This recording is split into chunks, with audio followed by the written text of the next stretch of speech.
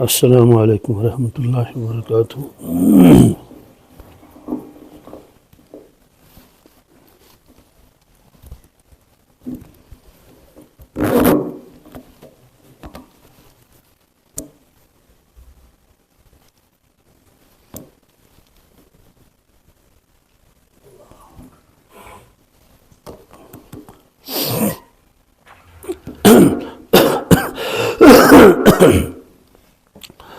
الحمد للہ رب العالمین والصلاة والسلام علی سید الانبیاء والمرسلین وعلى آلہ الطیبین الطاہرین وعلى من تبعهم بإحسان إلى یوم الدین اما بعد۔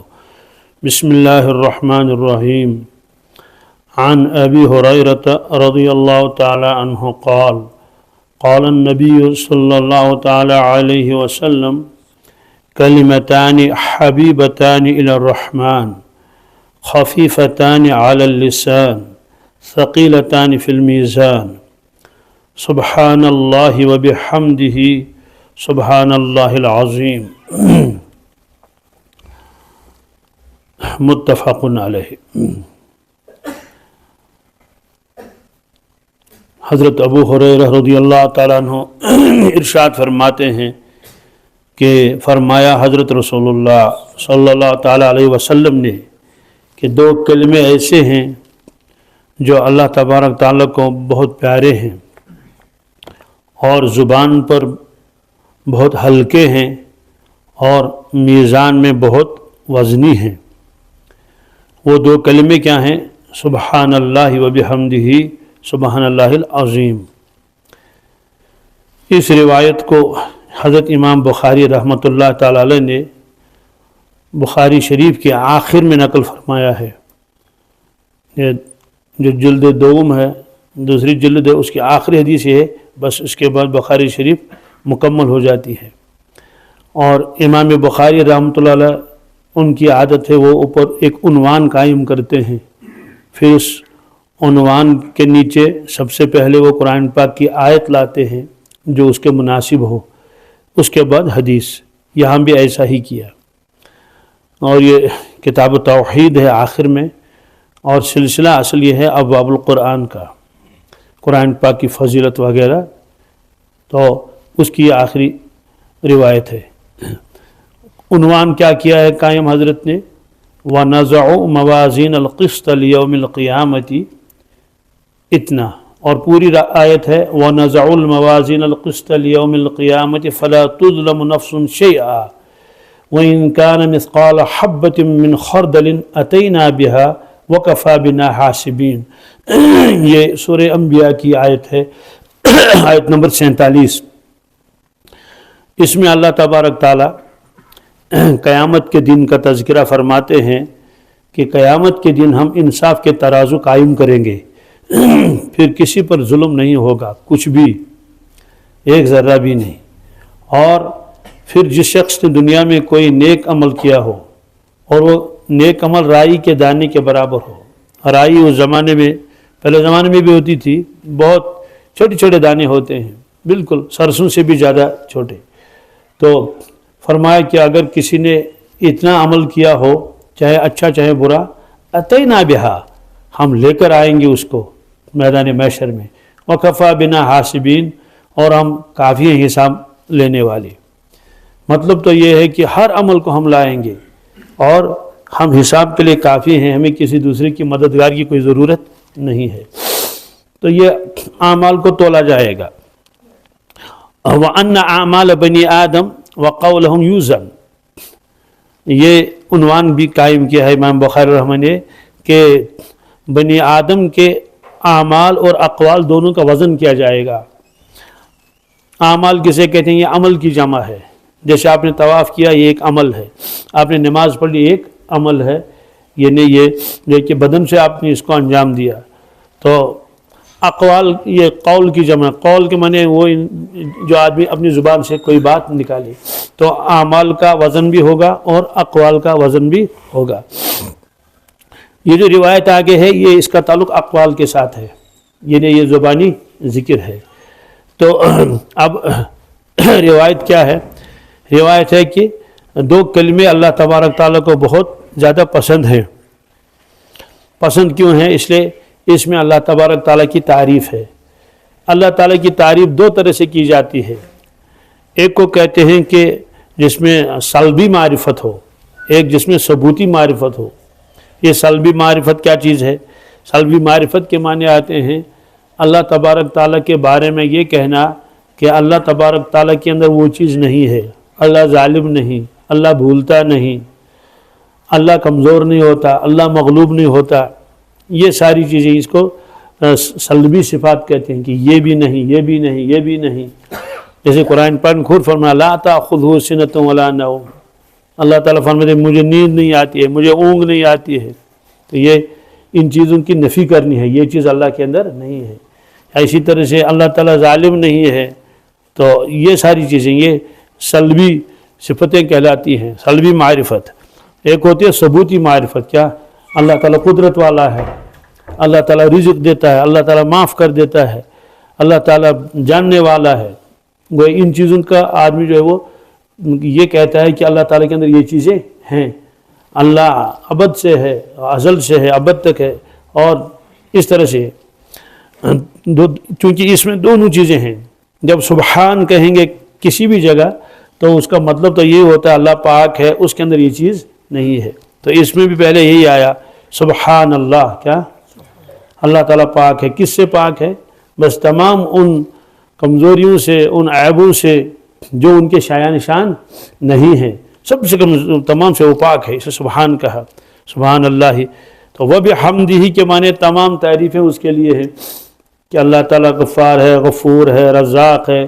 یہ ساری چیزیں ہیں. محیی ہے، ممیت ہے، اور ذوالجلال ہے، اور والاکرام ہے، مالک یوم الدین ہے. یہ ساری چیزیں. تو فرمایا کہ سبحان اللہ وبحمدہ اور سبحان اللہ العظیم. یہ دو کلمے ہیں. تو چونکہ اس میں اللہ تعالیٰ کی تعریفیں ہیں اس لیے اللہ تبارک تعالیٰ کو یہ بہت پسند ہے. اور فرمایا گیا کہ یہ چیزیں جو ہے ان کو وزن کیا جائے گا، تمام اعمال کا وزن ہوگا. اور چونکہ یہ بھی ایک قول ہے، اس کا وزن ہوگا قیامت کے دن. فرمایا کہ موازین ہم قائم کریں گے. قرآن پاک نے جمع کا صیغہ استعمال فرمایا.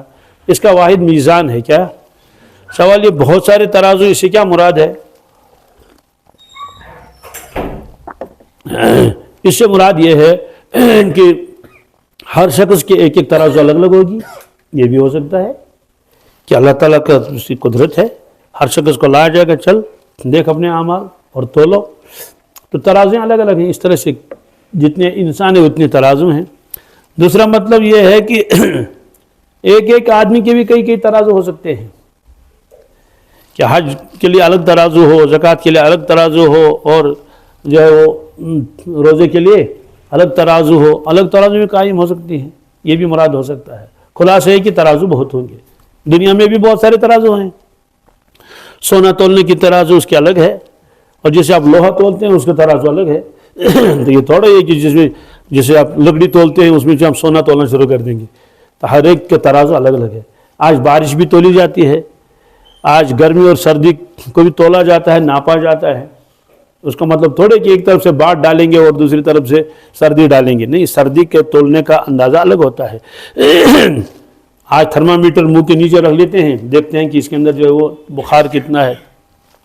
خلاصہ یہ ہے کہ بے شمار وہ ہوں گے ترازو. اور اب اللہ تعالیٰ وزن کرے گا. وزن کیوں کرے گا؟ کہ دیکھتے ہیں کس عمل کے اندر کتنا وزن ہے، کس عمل کے اندر کتنا. تو اس لیے اعمال گنے نہیں جائیں گے، تولے جائیں گے. اور ایک ترازو میں تو گناہ بھی ہوں گے ایک پلڑے میں، دوسرے پلڑے میں اس کے نیکیاں بھی ہوں گی. اس کا ایسا وزن کیا جائے گا. فَمَنْ ثَقُلَتْ مَوَازِينُهُ فَهُوَ فِي عِيشَةٍ رَاضِيَةٍ. یہ بھی اللہ تعالیٰ نے فرمایا کہ جس شخص کے جو نیکیوں کا پلڑا ہے وہ بھاری ہوگا تو وہ کامیاب قرار دیا جائے گا. وہ من چاہے زندگی میں جاؤ عیش کر لو، جائے گا وہاں. اور جس شخص کا بھاری ہو جائے گا کون؟ گناہوں کا پلڑا اور نیکیوں کا کم ہوگا. وَأَمَّا مَنْ خَفَّتْ مَوَازِينُهُ فَأُمُّهُ هَاوِيَةٌ. تو اس کی ماں دوزخ ہے. وَمَا أَدْرَاكَ مَا هِيَ. اے انسان آپ کو معلوم ہے کہ وہ کیا چیز ہے؟ وہ حاویہ نار حامیہ، وہ دہکتی ہوئی آگ ہے. تو ایسے اعمال تو لے جائیں گے. اور ایک روایت میں ہے کہ ایک آدمی کی صرف ایک نیکی کم ہو جائے گی، کیا ترازو برابر آ گیا، اس سے کہیں گے ایک نیکی لاؤ تم کو چھوڑ دیا جائے گا، تو لائے گا کہاں سے؟ کوئی وہاں ملتی تھوڑی ہے، تو جائے گا مانگنے کے لیے، کوئی اس کو ایک نیکی نہیں دے گا، تب جا کے اس کو قدر آئے گی اس زندگی کی۔ افسوس، ایک نیکی کمانا کوئی مشکل تو تھا نہیں، سبحان اللہ زبان سے کہا پتہ نہیں کتنی نیکیاں ہیں، درود شریف پڑھ لیا پتہ نہیں کتنی نیکیاں نام عمل میں آ جائیں گی، راستے چلتے چلتے وہاں سے کوئی شخص مل گیا، ہم نے السلام علیکم ورحمۃ اللہ کہا تو اتنی نیکیاں مل گئی، یا زبان سے اللہ نکالا اتنی نیکیاں مل گئی، بسم اللہ پڑھ لیا اتنی نیکیاں مل گئی۔ تو خلاصہ یہ ہے کہ وہاں جب اس کو تولا جائے گا تب پتہ چل جائے گا اوہو میں یہ نیکیاں کر سکتا تھا بہت، لیکن میں نے کیا نہیں۔ اس لیے حدیث میں ہے مرنے والا پچھتائے گا، تو عرض کیا گیا کیوں؟ فرمایا ان کا محسنا، اگر وہ نیکوکار ہے کیا ندیمہ، اس کو ندامت ہوگی اللہ یکون ازداد، کاش اس نے اور نیکیاں کی ہوتی، وہ ان کا مسیئا ندیمہ اللہ یکون نزع، اگر ایسے ہی مر گیا بغیر توبے کے تو ہر وقت یہی پچھتائے گا وہ، کاش میں نے توبہ کی ہوتی، کاش میں نے۔ اس لیے نیکیوں کو وہ معمولی نہیں سمجھنا چاہیے، کرتے رہنا چاہیے۔ شیطان دھوکہ دیتا ہے انسان کو کہ تو گناہ گار ہے، کیا ہے، اب کیا ہوگا سورہ یاسین پڑھنے سے، اب کیا ہوگا نماز پڑھنے سے، تو اتنا گناہ گار ہے، چھوڑو اس کو۔ تو شیطان چاہتا ہے کہ یہ بھی نہ کرے، حالانکہ اصول یہ ہے کہ اگر کسی سے گناہ ہوتے ہوں اس کو نیکیاں زیادہ کرنی چاہیے، یہی تو ہونا چاہیے اصول۔ جب اس کو معلوم ہے میرے گناہوں کا پلڑا باری ہو رہا ہے روزانہ، تو ادھر سے جو پلڑا ہے اس کو تو وزن در بنانا ہے نا، تو کتنا آسان ہے یہ زبان سے کلمات پڑھ لینا، درود شریف پڑھ لینا۔ تو شیطان اس کو دھوکہ دیتا ہے، حالانکہ اس کو چاہیے کہ وہ اور زیادہ نیکیاں کرے، اور زیادہ نیکیاں کرے، اور پھر نیکیوں کا اثر یہ ہے گناہوں کو مٹاتا ہے۔ یہ قرآن پاک کا وعدہ ہے، ان الحسنات یذہبن السیئات، اللہ تعالیٰ فرماتے ہیں بے شک نیکیاں یہ گناہوں کو مٹاتی ہیں، کیا یذہبن، یہ ان کو لے جاتی ہیں، ختم کر لیتی ہیں۔ تو جب یہ معلوم ہے کہ نیکیوں کا اثر یہ ہے تو پھر آدمی کوتاہی کیوں کرے؟ تو شیطان کے دھوکے میں کیوں آئے؟ تو گناہ تو ہوتا ہی ہے کہ بظاہر انسان فرشتہ تھوڑے ہے، ہاں کوشش کرے کہ گناہوں سے اپنے آپ کو بچائے۔ اس پر بشارتیں ہیں بالخصوص نوجوانوں کے لیے ہے، جو بچپن میں اور جوانی، اس کے شروع جوانی میں جو عبادت کرے، قیامت کے دن اس کو اللہ تعالیٰ عرش کے سائے کے نیچے رکھیں گے۔ بہرحال خلاصہ یہ ہے، تو فرماتے ہیں کہ ان کلمات کا ورد کرنا چاہیے، تو اللہ تعالیٰ کو بہت پسند ہیں یہ۔ پھر فرمایا زبان پر ہلکے ہیں، کیا ہیں؟ مطلب یہ اس کو پڑھنے میں کوئی دشواری نہیں ہے، کوئی لمبا کلمہ نہیں ہے، سبحان اللہ بحمدہ سبحان اللہ العظیم، میرے خیال میں 2 سیکنڈ میں ہو گیا۔ تو اگر آدمی 1 منٹ میں پڑھ لے گا کم از کم 30 مرتبہ ہو جائے گا، 30 مرتبہ، اور اگر 10 منٹ میں پڑھ لے گا تو 300 ہو جائیں گے آرام سے۔ تو کم از کم 200-300 اس کو پڑھنا چاہیے، 5-10 منٹ پڑھ لیں، اتنا ہی پڑھنا ہے جتنا روایت میں آیا ہے۔ سبحان اللہ وبحمدہ سبحان اللہ العظیم، سبحان اللہ وبحمدہ سبحان اللہ العظیم، تو دیکھیے اتنا ہے۔ بہرحال اس کو امام بخاری رحمہ اللہ لایا ہے آخر میں، تو یہ بتانے کے لیے جب ان کلمات کا اتنا جو ہے وہ وزن ہوگا اور یہ ترازو کو بھاری کر دے گا، تو قرآن پاک کی تلاوت اس سے افضل ہے، اس سے افضل ہے، تو اس کا حال کیا ہوگا؟ تو یہ تو کلمات ہیں، اگرچہ یہ ٹکڑے قرآن پاک میں بھی ہے، سبحان اللہ ہے، الگ الگ ہیں، تو اللہ اور العظیم یہ تو قرآن پاک کی، لیکن جب اس کو اتنی فضیلت ہے تو خود قرآن پاک کی فضیلت کتنی ہوگی۔ اس پہ ترغیب یہی ہے کہ قرآن پاک کی تلاوت کرنی چاہیے، اس کا وزن اس سے زیادہ ہوگا۔ حضرت مفتی صاحب فرماتے تھے، مفتی سعید صاحب پالنپوری، کہ جب کسی جگہ بخاری شریف ختم کی جاتی ہے تو اس وقت جو لوگ اس روایت کو سنتے ہیں شوق بھی ہوتا ہے کہ ہم بھی کچھ تسبیحات پڑھ لیں، لیکن قرآن پاک کی تلاوت کے بارے میں سستی ہے، کیا ہے؟ سستی کرتے ہیں، حالانکہ اس کا وزن اس سے زیادہ ہے، ہر حرف پر 10 نیکیاں ملتی ہیں۔ یہ جو وزن بتایا نا، وزن، یہ وزن کیوں کریں گے، اس کو گنیں گے کیوں نہیں؟ اس کی وجہ یہ ہے کہ جو بھی آدمی عمل کرے گا، چاہے زبان کا عمل کرے یا ہاتھ پیروں کا عمل کرے گا، اس کے پیچھے اس کے دل کی کیفیت ہوتی ہے، کیا جی، اس کے پیچھے کہ کتنا دھیان ہے نماز میں اور تلاوت میں، اور اخلاص کتنا ہے، محبت کتنی ہے، ریا تو نہیں ہے، اگر ریا ہے تو کتنے پرسنٹ ہیں. تو ظاہر سی بات ہے آدمی کے دل کی کیفیت جو ہوگی اسی کے بقدر اس کا وزن ہوگا. ایک آدمی نے بھی یہی کلمات پڑھ لیے، دوسرے نے بھی پڑھ لیے، اب جب وزن کریں گے اس کا وزن کم نکلے، اس کا وزن. سوال ہے کیوں؟ وہی کیفیت کی وجہ سے. اس کی مثال بزرگوں نے دی ہے کہ ایک شخص جو ہے وہ اپنے ملک سے دور ہے کسی جگہ یا اپنے شہر سے. آج تو میڈیا ہے، پہلے زمانے میں میڈیا نہیں تھا، صرف اخبار تھا. تو اس نے اخبار میں پڑھ لیا کہ اخبار میں خبریں آتی ہی ہیں، اس کو کہتے ہیں اصل اخبار جس میں بہت سارے خبریں ہوں. اس نے پڑھ لیا کہ فلاں آدمی کا انتقال ہو گیا ہے. اس نے کہا انا للہ، چل دیا آگے. کوئی دل پر چوٹ ووٹ نہیں آئی کیونکہ اس کو جانتا ہی نہیں، اس کو صرف یہ آئے گا فلاں آدمی کا انتقال ہو گیا. دوسرا آدمی اس نے بھی اخبار پڑھ لیا، اس نے دیکھا وہ فلاں آدمی کا انتقال ہو گیا. اس نے کہا ہو یہ تو میرا کلاس فیلو تھا کیا. تو ہلکا سا تھوڑا سا وہ خیال آ جائے گا اور چوٹ آئے گا، اچھا انا للہ و انا الیہ راجعون. یہ تیسرا آدمی وہ یہ اسی خبر کو پڑھ رہا ہے، اس نے کہا یہ تو میرا رشتہ دار ہے، یہ تو میرا رشتہ دار ہے اور قریبی رشتہ دار ہے. تو اس کا انا للہ جو ہے اس کا وزن اور ہوگا، اس کا وزن.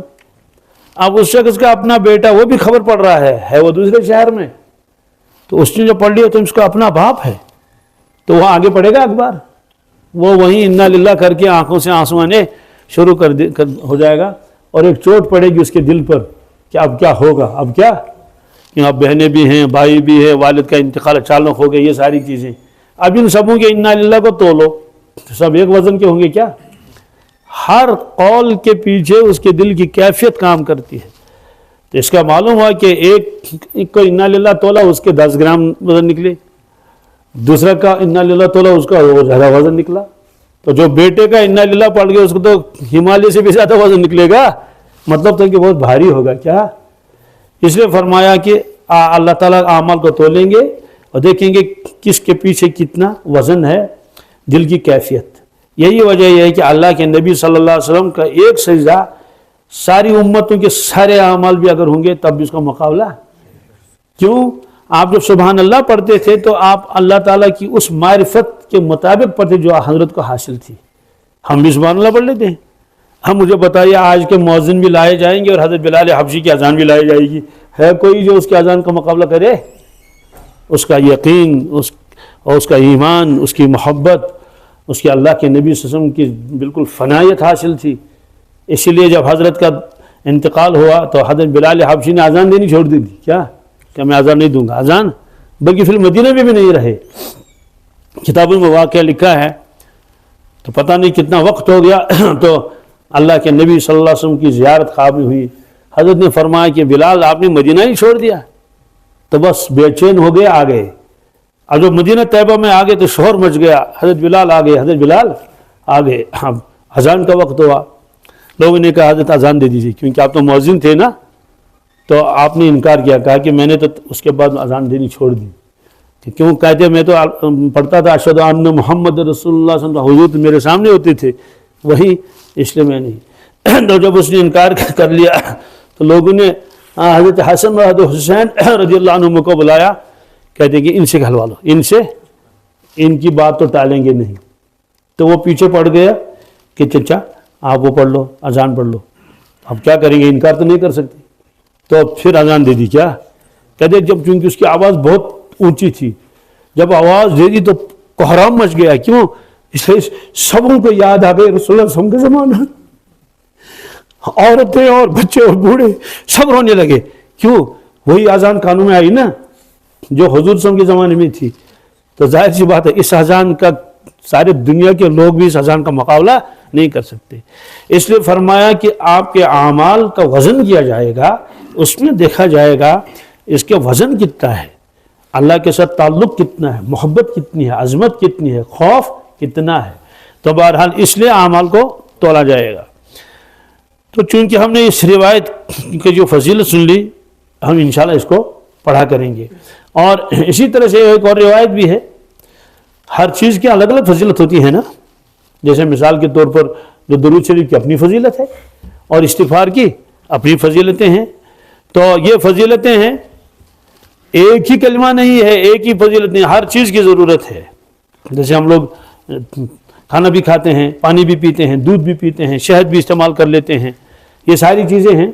ایسے فروٹ جو ہے اس میں ڈرائی فروٹ بھی کھاتے ہیں، فریش فروٹ بھی کھاتے ہیں، سنترے بھی، کیلے۔ معلوم ہوا کہ اللہ تعالیٰ نے جو میوے بنائے ہیں، ہر میوے کے اندر اپنی اپنی تاثیر ہے، اپنی اپنی، تو کلمات کے اندر اپنی تاثیر ہوتی ہے۔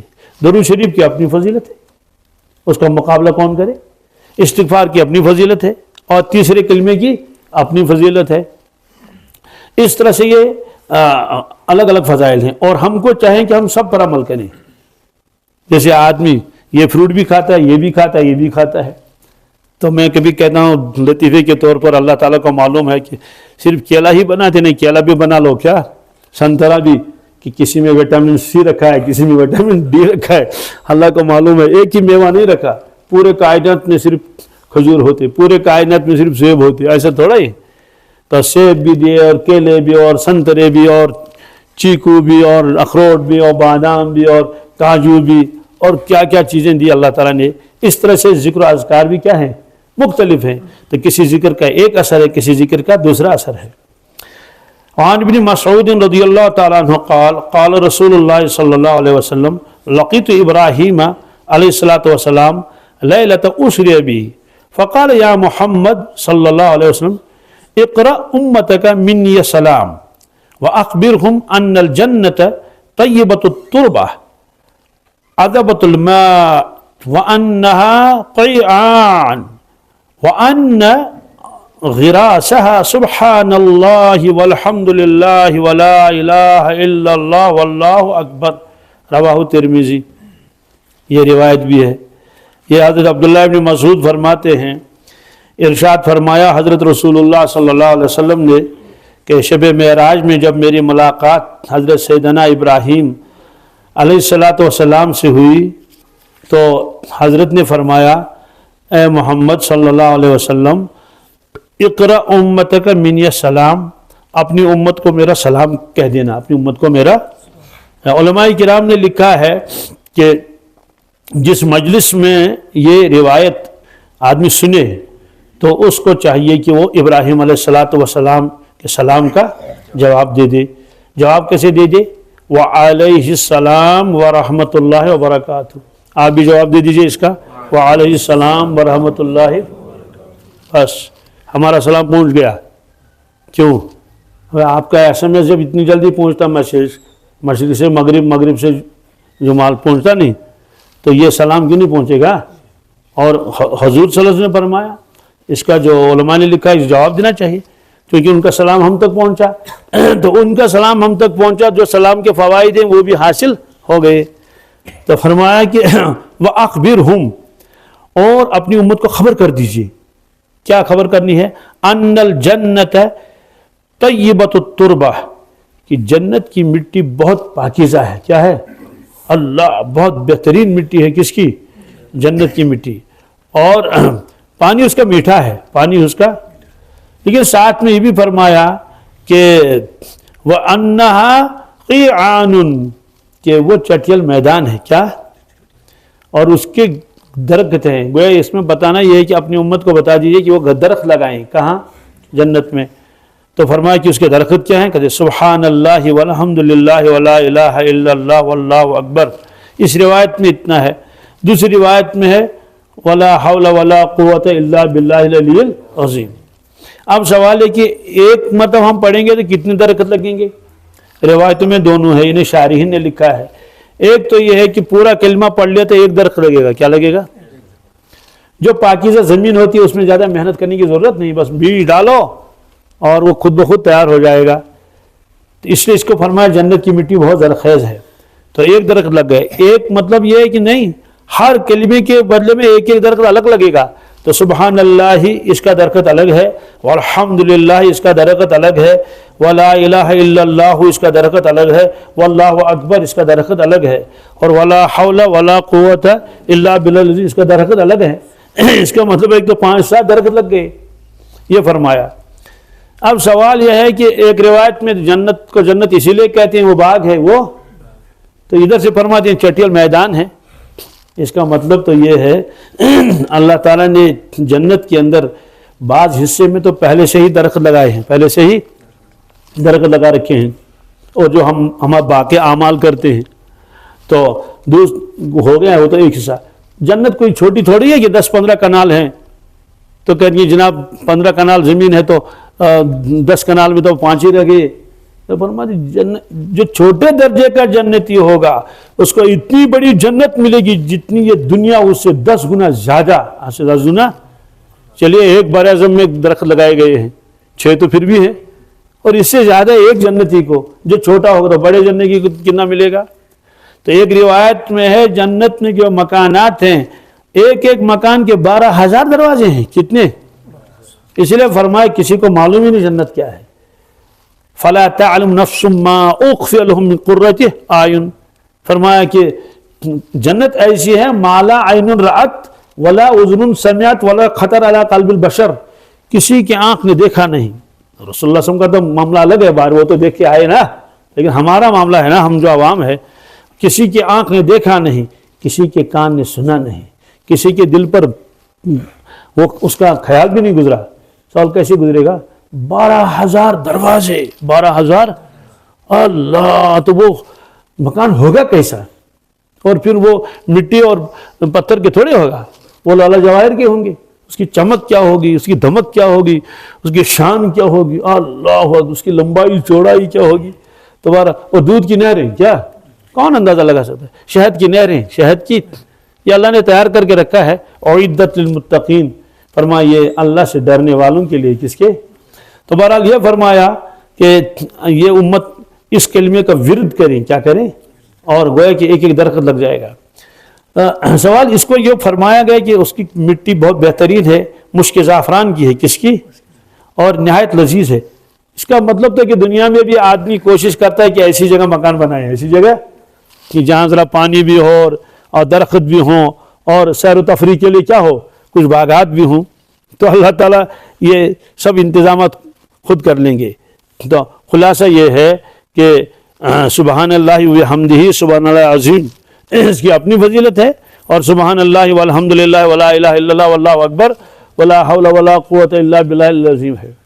اور یہ تیسرا کلمہ ہے، اس کا جو آخری ٹکڑا ہے لا حول ولا قوت الا باللہ، اس کے بارے میں مفتی شفیع صاحب رحمۃ اللہ نے لکھا ہے کہ جو آدمی دن میں 500 مرتبہ اس کو پڑھ لے گا، صرف آخری ٹکڑے کو لا حول ولا قوت الا باللہ، اور اول آخر درود شریف پڑھے گا 100 مرتبہ، جو بھی درود شریف اس کو جی میں آ جائے، جی جو بھی آسان ہو، تو فرمایا کہ اس کے تمام ضرورتیں اللہ تعالیٰ پورا کر لے گی. چنانچہ مشائخ کے معمولات میں ہے، وہ اپنے مریدین کو کہتے ہیں کہ لا حول پڑھ لیا کرو 500 مرتبہ. کتنے؟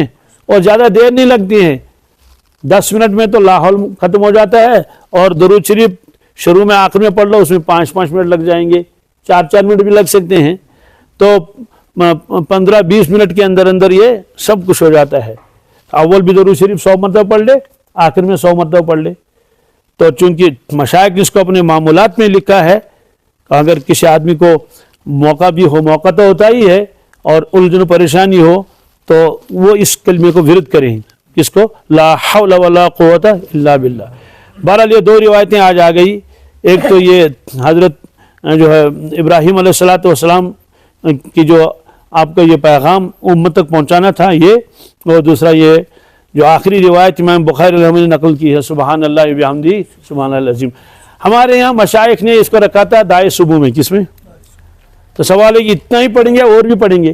نہیں، اور بھی روایتوں میں تذکرہ ہے تو اس کو بھی جوڑیں گے. تو ہمارے یہاں ایسا پڑھا جاتا ہے سبحان اللہ وبحمدہ سبحان اللہ العظیم وبحمدہ استغفر اللہ العظیم واتوب الیہ. یہ جو استغفر اللہ العظیم واتوب الیہ یہ چونکہ دوسری روایت میں، کس میں، اسے اس کو بھی اگر جوڑ دیں گے تو یہ وہ بھی صحیح ہے.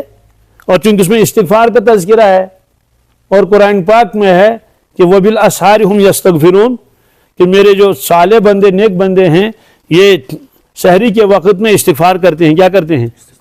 رات میں تو نماز وغیرہ پڑھ لیتے ہیں، کانوا قلیلا من اللیل ما یہجعون وبالاسحار ہم یستغفرون. تو اس لیے کسی کو اعتراض نہیں کرنا چاہیے جناب یہ تو اتنا ہی آپ نے سبحان اللہ کے آگے وہ کیوں بڑھا دیا. چونکہ یہ ذکر اذکار ہے، ذکر اذکار میں اگر اضافہ ہو جائے اس اعتبار سے کہ اس روایت میں اتنا ٹکڑا ہے، دوسری روایت میں یہ ہے، تیسری روایت میں یہ ہے، تو ساری روایتوں کو جب جمع کر لیں گے تو ایک مجموعہ بن جائے گا. आप हजरात को इसका तजुर्बा भी होगा। औराद शरीफ है ना, औराद शरीफ आप देखेंगे जो अहादीस में जो अज़कार आए हैं वो भी हैं, कुरान पाक में जो अज़कार हैं वो भी हैं। तो इन सब को जमा किया है हज़रत मीर कबीर रहमतुल्लाह ताला अलैह ने। और मौलाना शफीक साहब जो है उन्होंने औराद शरीफ की वो उनको तर्जमा लिखा है और हवाला साथ दिया है क्या जी। पूरे औराद शरीफ के अंदर जो जो कलिमात आए हैं तो उन्होंने उसका हवाला भी दिया, वो नेट पर भी दस्तयाब है।